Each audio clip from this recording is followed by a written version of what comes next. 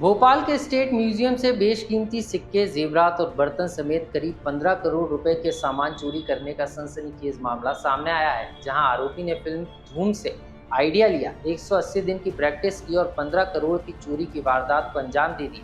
लेकिन एक गलती से आरोपी चोर का पूरा प्लान बिखर गया। कैसे उसने यहाँ पर चोरी की वारदात को अंजाम दिया, पूरी खबर आपको विस्तार से बताएंगे। नमस्कार, लोकमत हिंदी में आपका स्वागत है। मैं हूँ आपके साथ आकाश सैन। दरअसल पुरातन काल के सोने के सिक्के समेत कई बर्तन, जेवरात जो है राज्य संग्रहालय में रखे हुए हैं और इसी पर आरोपी विनोद की नजर थी। यही कारण है कि 6 महीने पहले अपने रिश्तेदार को पेपर दिलाने बिहार के गया से वो भोपाल आया था। इस दौरान वो स्टेट म्यूजियम घूमने भी गया था। तभी उसने देख लिया था कि सोने के सिक्के समेत चांदी के जेवरात और कई बेशकीमती बर्तन यहाँ रखे हुए हैं, जिन्हें आसानी से चुराया जा सकता है, क्योंकि यहाँ आलाम और सुरक्षा के भी इतने पुख्ता इंतजाम नहीं हैं। फिर क्या आरोपी ने फिल्म धूम से चोरी का आइडिया लिया, पूरी बारीकी से चोरी करना सीखा। इस दौरान कई बार रेकी करने के लिए वो भोपाल भी आया और टिकट लेकर स्टेट म्यूजियम घूमा और आखिरकार उसने फिर प्लानिंग के तहत रविवार को स्टेट म्यूजियम का टिकट लिया और म्यूजियम में प्रवेश लेने के बाद शाम के समय वो बाहर ही नहीं लौटा। जैसे ही म्यूजिक बंद होने वाला था म्यूजियम, उसने जो है सीढ़ियों के नीचे वो छुप गया और छुपने के बाद जैसे ही म्यूजियम बंद हो गया तो उसके बाद इसने इस चोरी की वारदात को अंजाम दिया।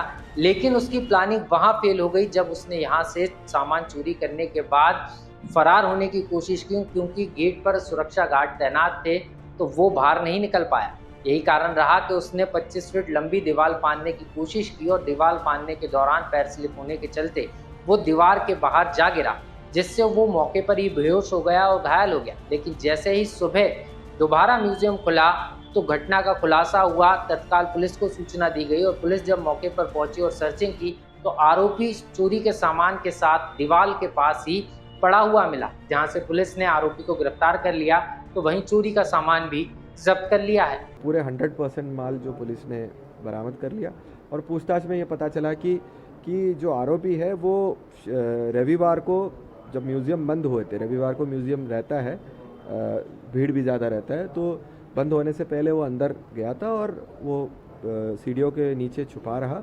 और जब पूरा जो उनका प्रक्रिया होता है कि म्यूज़ियम बंद करने के बाद सभी दरवाज़ा ताला बंद किया जाता है, सील बंद किया जाता है, तो सारे जो दरवाजे जब सील बंद किए गए थे उसके बाद वो अपना काम को अंजाम दिया।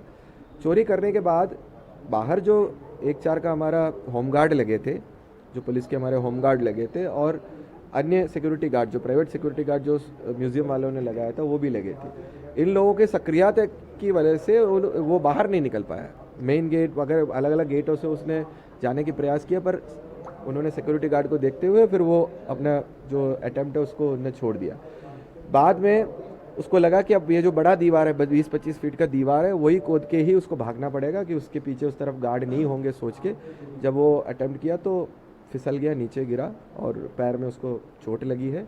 पुलिस ने आरोपी विनोद के पास से जब्त किए गए बैग में 2000 साल पुराने गुप्तकालीन ब्रिटिश और नवाबी काल के सोने के सिक्के, जेवर, बर्तन और दूसरी पुरानी कीमती चीजें भी बरामद की हैं, जो आरोपी ने म्यूजियम से चुराई थी, जिसकी कीमत करीब 15 करोड़ रुपए के आसपास बताई जा रही है। तो संग्रहालय के गेट खोला गया, जो मेन डोर है खोला गया, तो वहाँ के स्टाफ को समझ में आ गया कि वहाँ के 2 कमरों से सामान चोरी गया है।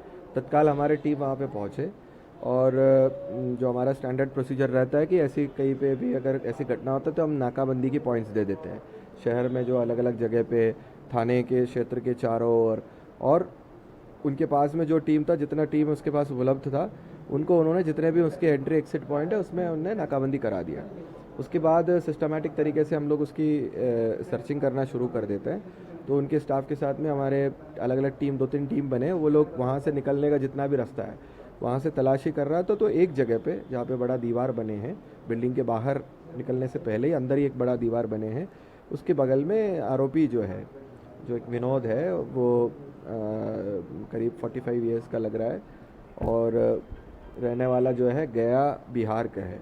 वो वहाँ पे छोटी अवस्था में मिला हमें और उनसे वो हाथ में एक बड़ा बैग भी पकड़ा हुआ था, उस बैग की तलाशी ली, उसको हिरासत में लिया तो लगभग 98 करीब सिक्के हैं और कुछ मेडल्स हैं, और जो पुराने गुप्त काल से लेकर जो मुग़ल और अंग्रेज़ और फिर उसके बाद में नवाबों के टाइम का भी जो है कुछ सिक्के हैं, मेडल्स हैं और कुछ चांदी के आभूषण हैं। आभूषण भी बहुत ही कीमती, बहुत ही अच्छे वर्क वाला, फाइन वर्क का जो हम कहते हैं उस तरह के आभूषण है वो मिला है।